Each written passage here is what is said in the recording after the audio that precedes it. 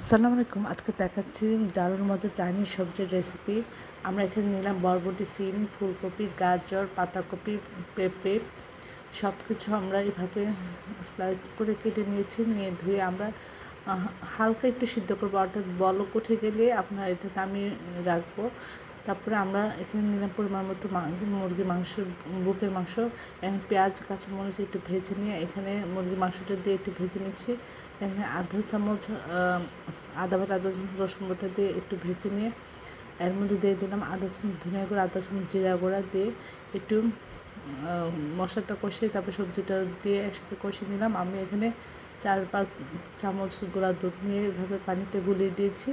আর এখানে 1 থেকে 2 চামচ বা 1.5 চামচ আমরা এখানে কর্নফ্লাওয়ার আমি একটু ঠান্ডা পানিতে গলিয়ে এর মধ্যে দিয়ে দিব, যেন পাতলা রসালো ভাবটা কম থাকে, একটু গাঢ় গাঢ় একটু হয় ঝোলটা। এটা খেতে অসাধারণ লাগে। আশা করি এভাবে এই রেসিপিটা একবার হলেও খাবেন। এটা খেতে দুর্দান্ত লাগে। এটা ছোটো বড়ো সবার খুব প্রিয় এবং পছন্দের। এই রেসিপিটা অসাধারণ হয়।